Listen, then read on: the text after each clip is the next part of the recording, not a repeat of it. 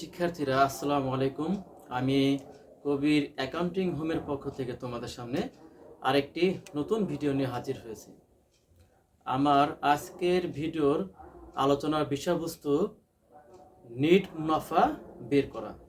আমরা আজকে অনুশীলনীর ৬ নম্বর অঙ্ক থেকে নিট মুনাফা বের করব। একটু খেয়াল করি, এখানে অনুশীলনীর ৬ নম্বর অঙ্কটি দেয়া আছে। শতদল এন্টারপ্রাইজের ২০১৭ সালের ৩০শে জুন সমাপ্ত বছরের অর্জিত মোট মুনাফা ১,২৮,০০০ টাকা। উক্ত তারিখে প্রতিষ্ঠানটির আংশিক রেয়ামিল প্রয়োজনীয় সমন্বয়সমূহ নিম্নরূপ। তো এটা কিন্তু আগের যে নিয়ম ছিল সৃজনশীল পদ্ধতির অঙ্কটি, এটা এখন কিন্তু অঙ্কটি কিন্তু আমাকে সম্পূর্ণ করতে হবে। বর্তমান নিয়মে এই অঙ্কটি একটা মাত্র অঙ্ক দেওয়া থাকবে এবং সেখানে 20 মার্ক। মোট মুনাফা থেকে আর্থিক অবস্থার বিবরণী সম্পূর্ণ অঙ্কটি আমাকে ধাপে ধাপে সমাধান দেখাতে হবে। এখন যেহেতু বইতে এই অঙ্কটি দেওয়া আছে, এখান থেকে আমরা মোট মুনাফা এখানে উল্লেখ করা হয়েছে ১,২৮,০০০ টাকা, এটা ধরে আমাদেরকে নিট মুনাফা বের করতে হবে। এখন খেয়াল করতে হবে যে রেয়ামিল এবং সমন্বয় কি কি তথ্য এখানে দেওয়া আছে।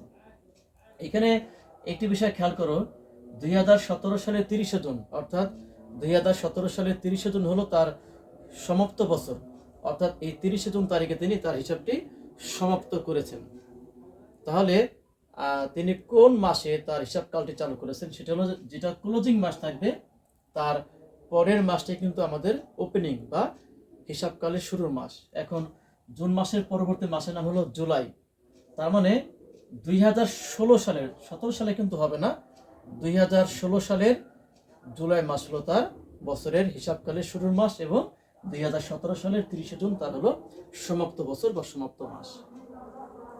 উত্তোলন ও মূলধন যথাক্রমে ১০,০০০ টাকা ও ২,৮০,০০০ টাকা। অফিস সরঞ্জাম, এটা স্থায়ী সম্পত্তি ২,৪০,০০০ টাকা। বেতন ৬ মাসের ৭২,০০০ টাকা, অর্থাৎ ৬ মাসের অর্থ হলো কি যে বেতন ৬ মাসের টাকা প্রদান করা হয়েছে, এখনো ৬ মাসের টাকাটি প্রদান করা হয় নাই, সেটা বকেয়া হিসেবে ধরতে হবে। প্রাপ্য নোট ও প্রদেয় নোট যথাক্রমে ২৫,০০০ ও ২৬,০০০ টাকা। বাড়ি ভাড়া আয় ৬,০০০ টাকা। বাড়ি ভাড়ার টাকাটি কিন্তু আয় হতে পারে এবং ব্যয় হতে পারে। যদি এই টাকাটি ডেবিট দিকে থাকে তাহলে সেটা হবে পরিচালন ব্যয়, এবং এই টাকাটি যেহেতু ক্রেডিট দিকে দেওয়া আছে তার মানে এটাকে অন্যান্য আয় হিসেবে আমাকে ধরতে হবে। পুঞ্জীবিত অপচয় ১২,০০০ টাকা, অর্থাৎ এই যে অফিস সরঞ্জাম থেকে প্রতি বছরই কিন্তু অপচয় ধরা হয়, সেই অপচয়কে আমরা পুঞ্জীবিত অপচয় নামে অভিহিত করতে পারি। ৮% বিনিয়োগ ১/১/২০১৬, তার মানে তিনি এই ২০১৬ সালের জানুয়ারি মাসের ১ তারিখে বিনিয়োগ করেছেন ১,০০,০০০ টাকা। কমিশন এখানে দুই দিকে টাকা দেওয়া আছে ৩,০০০ টাকা এবং ২,০০০ টাকা, অর্থাৎ কমিশন যে ডেবিট দিকে টাকাটি দেওয়া আছে সেটা প্রদত্ত কমিশন, এটা পরিচালন ব্যয়ের মধ্যে আসবে, এবং ক্রেডিট দিকে যে ২,০০০ টাকা দেওয়া আছে সেটা অন্যান্য আয়ের মধ্যে আসবে। বিনিয়োগের সুদ এখানে ৪,০০০ টাকা, অর্থাৎ তিনি যে প্রকল্পে অর্থ বিনিয়োগ করেছেন বা যেখানে তিনি বিনিয়োগ করেছেন সেখান থেকে তিনি ৮% সুদ পাবেন। ১২ মাস, ৬ মাস, ৭ মাস, যে কোনো মাসে সুদ তিনি পাবেন না কেন, সে সুদের তার যে আয় হবে সেই আয়ের একটি অংশ থেকে দেওয়া হয়েছে, অর্থাৎ ৪,০০০ টাকা। তারপরে বাকি টাকাকে আমাকে এখানে বকেয়া ধরতে হবে। ১০% বন্ধক ঋণ ১/২/২০১৭, অর্থাৎ ২০১৭ সালের ফেব্রুয়ারি মাসের ১ তারিখে তিনি এই ঋণটি নিয়েছেন ১,২০,০০০ টাকা। এটার বিপরীতে আমাকে সুদ প্রদান করতে হবে। এখন দেখি যে সমন্বয় কি বলা আছে। সমন্বয় ১, সমাপনী মজুত পণ্যের ক্রয় মূল্য ১,২৮,০০০ টাকা, বাজার মূল্য ২০,০০০ টাকা বেশি। সমাপনী মজুত পণ্যের ক্ষেত্রে যেটা কম সেটাই ধরতে হবে, এটা যদিও নিট মুনাফার ক্ষেত্রে কোনো কাজ হবে না। বাড়ি ভাড়া ২ বছরের জন্য পাওয়া গিয়েছে, অর্থাৎ যে বাড়ি ভাড়ার টাকাটি এখানে দেওয়া আছে ৬,০০০ টাকা, এটা ২ বছরের টাকা, এখান থেকে আমাকে ১ বছরের টাকা আয় হিসেবে দেখাতে হবে। অফিস সরঞ্জামের পরে ৭.৫, অর্থাৎ ৭.৫% আমাকে অপচয় ধরতে হবে। এই যে অফিস সরঞ্জাম ২,৪০,০০০ টাকা, এটা পরে ৭.৫% অপচয় ধরতে হবে। কমিশন বাবদ ২,০০০ টাকা অনাদায় রয়েছে। এখন কমিশন তো টাকা দুই দিকে দেওয়া আছে, ডেবিট দিকের কমিশনটি প্রদান, এটা পরিচালন ব্যয়, এবং ক্রেডিট দিকের কমিশনটি এখানে আয়। এখন অনাদায় যদি কখনো বলা থাকে তাহলে মনে করতে হবে কি এটা আয় বকেয়া, অর্থাৎ এই যে কমিশন ২,০০০ টাকা অনাদায় রয়েছে, এটা আয়ের সাথে অর্থাৎ ২,০০০ টাকার সাথে আমাকে বকেয়া হিসেবে যোগ করতে হবে এই মনে করতে হবে কমিশনের টাকা 2,000 টাকা ইতিমধ্যে পাওয়া গিয়েছে, কিন্তু এখনো 2,000 টাকা তার কাছ থেকে পাওয়া যায় নাই। সেটাই আমাদের অনাদায় হিসেবে অন্যান্য আয়ের সাথে আমাকে যোগ করতে হবে। আমরা এখন সমাধানে চলে যাই। মোট মুনাফা 1,28,000 টাকা। এখন আমরা জানি যে পরিচালন ব্যয়ের মধ্যে অফিস সংক্রান্ত খরচ এবং বিক্রয় সংক্রান্ত খরচ কিন্তু আমাকে অন্তর্ভুক্ত করতে হবে। এখানে এই খরচগুলো আমরা এড়িয়ে যে কখনোই ব্যবসার কার্যক্রম সম্পূর্ণ করতে পারবো না, বা ব্যবসার কার্যক্রম আমরা চলমান রাখতে পারবো না। আমরা প্রথমে যেটা আছে সেই অনুযায়ী কাজটা করি। এখানে অফিস সরঞ্জাম 2,40,000 টাকা। অফিস সরঞ্জাম কিন্তু একটা স্থায়ী সম্পত্তি, এটা কখনোই পরিচালন ব্যয়ের মধ্যে আসে না। কোনো স্থায়ী সম্পত্তি পরিচালন ব্যয়ের মধ্যে আসে না। তবে যদি সমন্বয় কখনো অবচয় বা অবলোপন বের করতে বলে, তখন সেই অবলোপন এবং অবচয় টাকাটি অবশ্যই আমাদেরকে পরিচালন ব্যয় অন্তর্ভুক্ত করতে হবে। তার মানে এই অফিস সরঞ্জামের পরে আমাকে 7.5% অবচয় ধরতে বলেছে, আমি সেটা এখানে দেখাবো।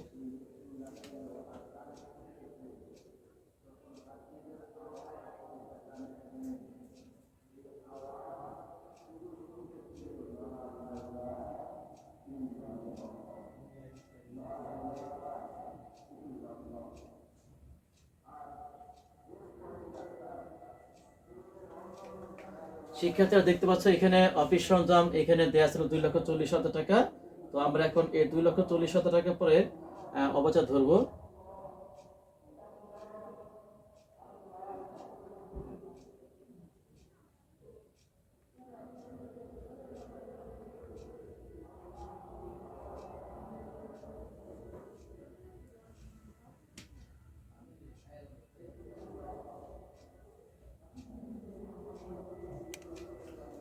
তাহলে অফিস সরঞ্জামের পরে আমাদের এখানে অবচয় বের হয়েছে কিন্তু 18,000 টাকা।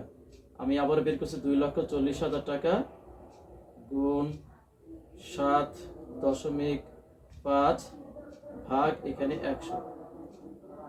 তার এখানে আমার অফিস সরঞ্জামের অবচয় বের হয়েছে 18,000 টাকা। এরপরে বেতন 72,000 টাকা। বেতন কিন্তু 6 মাসের টাকা বকে আছে। তার মানে বেতন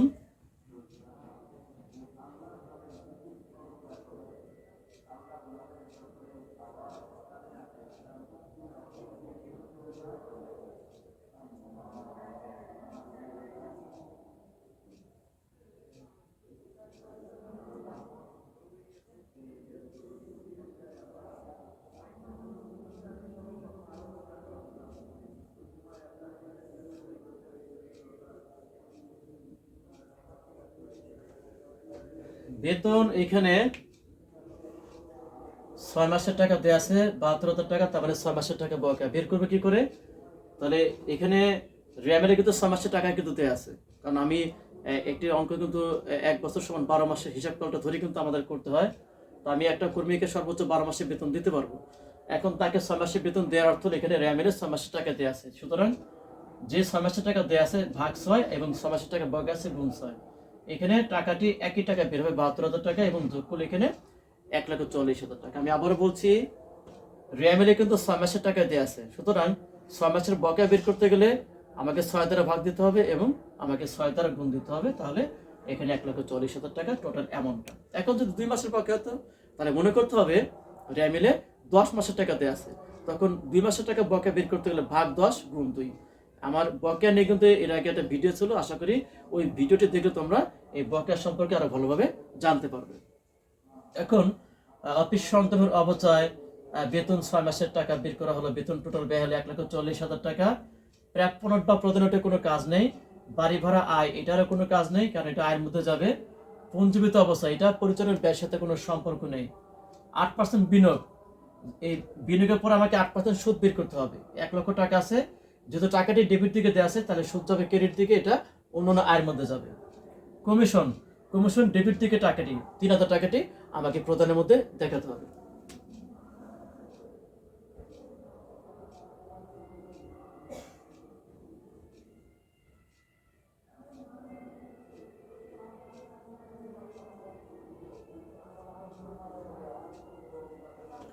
তো শিক্ষার্থীরা কমিশন 3,000 টাকা দেখানো হলো। এরপরে বিনিয়োগের সুদ এটা অন্য আয়ের মধ্যে যাবে এবং বন্ধক ঋণ এই টাকাটি ক্রেডিট দিকে দেওয়া আছে, মানে সুদ যাবে ডেবিট দিকে এবং সেটা অবশ্যই আসবে অন্যান্য ব্যয়ের মধ্যে। দেখি আমাদের সমন্বয়ে কোনো কাজ বাকি আছে কিনা। সমানে যে কাজগুলো দেওয়া ছিল, বাড়ি ভাড়া কাজটি পরে করতে হবে, অফিস সন্ধান ওয়েবসাইটে দেখানো হয়েছে, এবং কমিশন বাবদ 2000 টাকা জমা দেয়, সেটা আমাকে অন্যান্য আয়ের মধ্যে দেখাতে হবে। তো শিক্ষার্থীরা, আমার পরিচালন ব্যয় কিন্তু মাত্র 3টি দেওয়া আছে।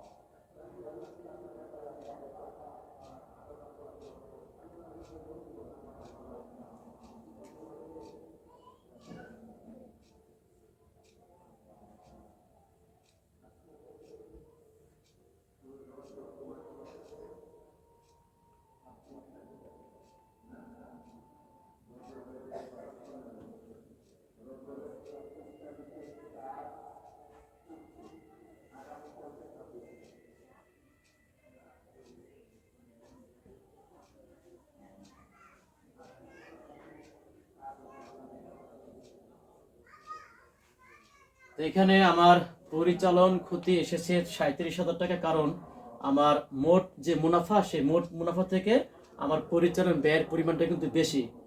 যেহেতু ব্যয়ের পরিমাণটা বেশি, যার ফলে যে ব্যালেন্সটা বেরিয়েছে এখানে 37,000 টাকা, সেটা হলো পরিচালন ক্ষতি। এখন এটার সাথে আমাকে অন্যান্য আয় যোগ করতে হবে।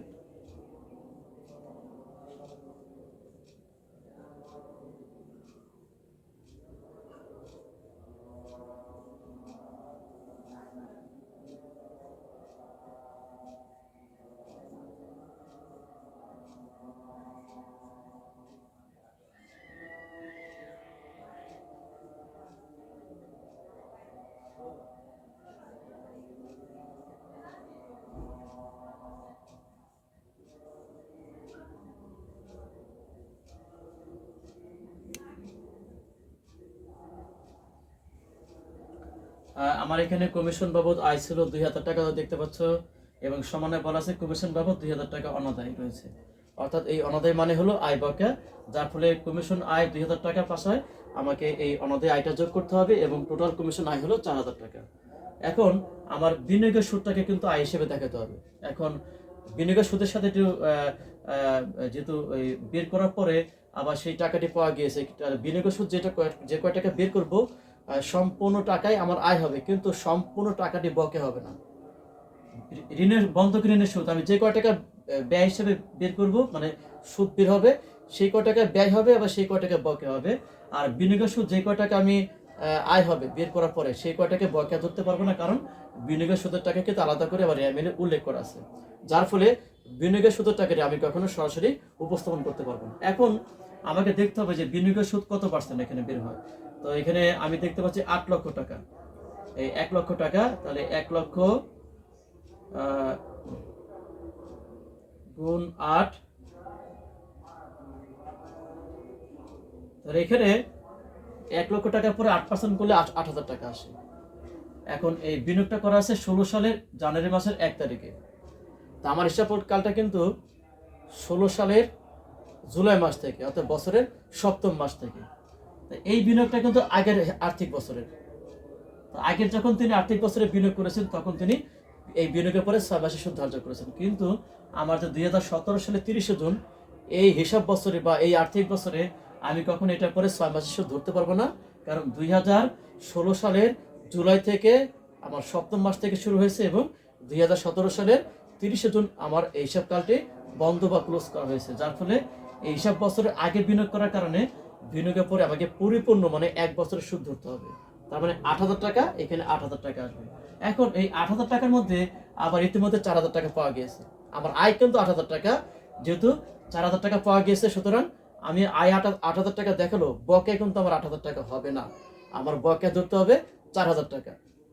এটা কেন এই কথা বললাম, কারণ আমি যখন আর্থিক অবস্থার বিবরণী করব, তখন কিন্তু এই কাজটা আমাকে তখন দেখাতে হবে, তখন কিন্তু বকেয়া হিসেবে আমাকে 4,000 টাকাই উপস্থাপন করতে হবে। তাহলে এখন বিনিয়োগের সুদ আমাকে পরিপূর্ণ বছর মানে 1 বছর ধরতে হবে, এবং সেটা আমাকে 8,000 টাকাই আমাকে আয় হিসেবে দেখাতে হবে।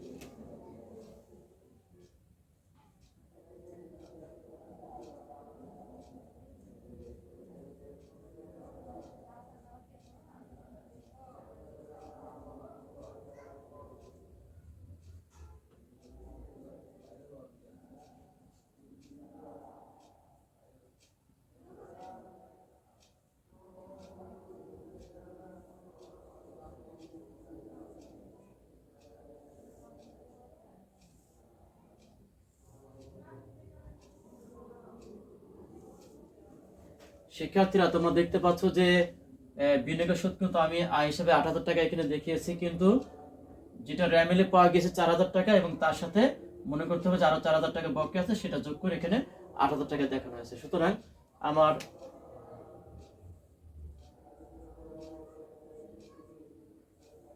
এখানে অন্যান্য আয় কিন্তু ১২,০০০ টাকা। এখন খেয়াল করো, অন্যান্য আয় ১২,০০০ টাকা, তার থেকে কিন্তু এখন ক্ষতির পরিমাণটা কিন্তু বেশি। তাহলে এখানে কিন্তু আমার কিন্তু ক্ষতি, আমি যদি এই ব্যয় থেকে আয়টা বাদ দিই, তার কিন্তু ক্ষতির পরিমাণটা কিন্তু আমার থেকে যাচ্ছে। অর্থাৎ এখনো প্রতিষ্ঠান মুনাফা কিন্তু অর্জন করতে পারে নাই। তাহলে ৩৭,০০০ মাইনাস ১২,০০০,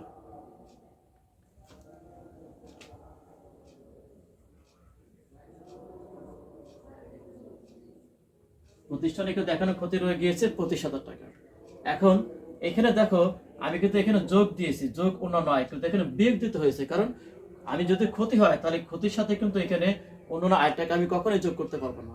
যদি এখানে পরিচালনার মুনাফা হতো তাহলে আমি তার সাথে এই অন্যান্য আয়টাকে যোগ করতে পারতাম।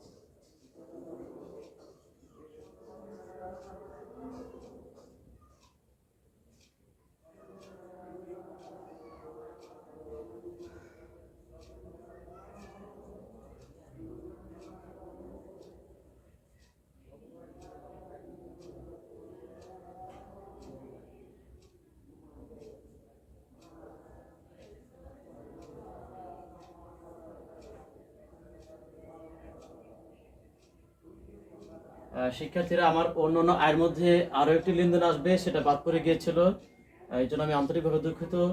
বাড়ি ভাড়া, বাড়ি ভাড়া কিন্তু ক্রেডিট দিকে ৬,০০০ টাকা দেওয়া আছে, এবং এই বাড়ি ভাড়া ২ বছরের জন্য পাওয়া গিয়েছে। তা আমি বাড়ি ভাড়ার টাকাটি আমি ১ বছরের আয় হিসেবে দেখাতে পারবো। আর ১ বছরের টাকা যেহেতু বেশি পাওয়া গিয়েছে, এটাকে অগ্রিম ধরতে হবে, যার ফলে এই ১ বছরের টাকাটি অগ্রিম বের করবে কি করে, এটাকে যেহেতু ২ বছরের টাকা, ৬,০০০ টাকাকে আমাকে ২ দ্বারা ভাগ দিতে হবে, আর যেহেতু ১ বছরের অগ্রিম, সুতরাং আমাকে ১ দ্বারা গুণ দিতে হবে। তাহলে এই ৬,০০০ টাকাকে ২ দ্বারা ভাগ দিলাম, এবং 1 দ্বারা গুণ দিলে আমার অগ্রিম বের হলো ৩,০০০ টাকা। সুতরাং ১ বছরের আয় হবে এখানে মাত্র ৩,০০০ টাকা, অর্থাৎ অগ্রিমও ৩,০০০ টাকা এবং আয়ের মধ্যে আসবে এখানে ৩,০০০ টাকা।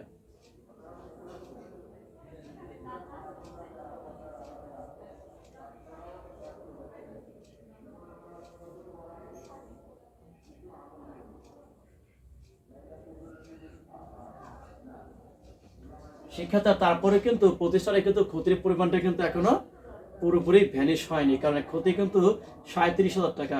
এটার সাথে আয় বাদ দেওয়ার পরও আমার কিন্তু ক্ষতি এখনো রয়ে গিয়েছে ২২,০০০ টাকা।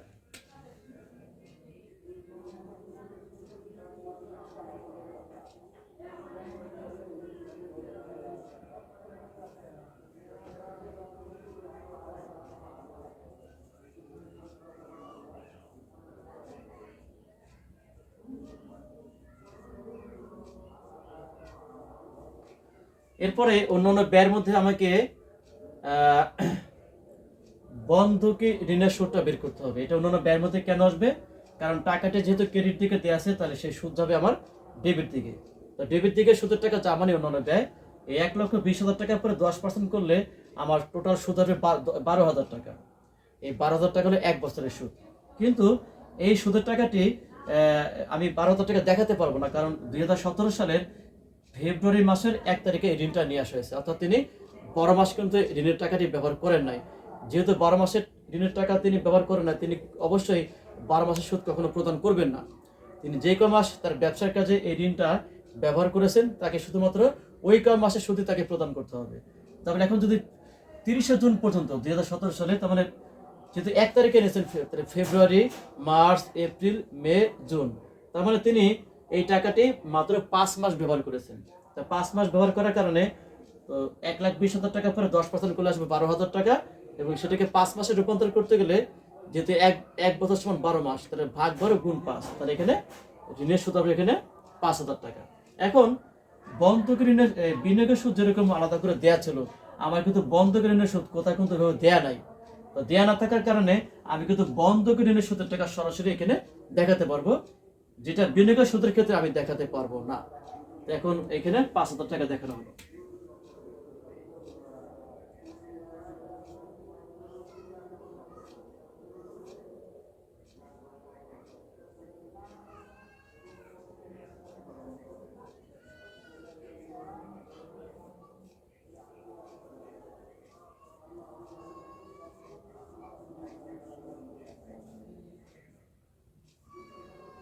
শিক্ষার্থীরা, এখানে অন্যান্য আয় ছিল আমার কমিশন, বিনিয়োগের সুদ, বাড়ি ভাড়া আয়, কিন্তু অন্যান্য ব্যয়ের মধ্যে আরো লেনদেন আছে, কিন্তু এখানে মাত্র একটি লেনদেনই দেওয়া আছে বিধায় আমি টাকাটি দ্বিতীয় করে না বসিয়ে সরাসরি তৃতীয় করে এখানে দেখালাম।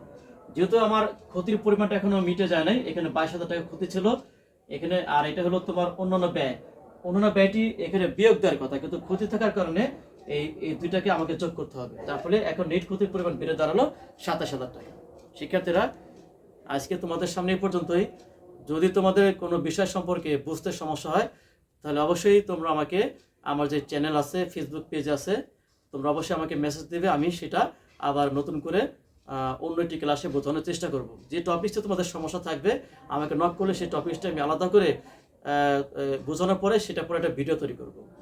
তো আশা করি আর তোমরা আমাদের এই ক্লাসটি এটি বেশি করে বা মনোযোগ সহকারে দেখবে এবং আমার এই ভিডিওটি বেশি বেশি করে শেয়ার দিবে, যাতে অন্যরাও আমার এই ভিডিওটি দেখতে পারে। এবং আমি তোমাদের সামনে ইনশাল্লাহ ভবিষ্যতে আরও নতুন নতুন ভিডিও নিয়ে হাজির হব। আজকে এই পর্যন্তই। সবাই ভালো থাকো। আল্লাহ হাফেজ।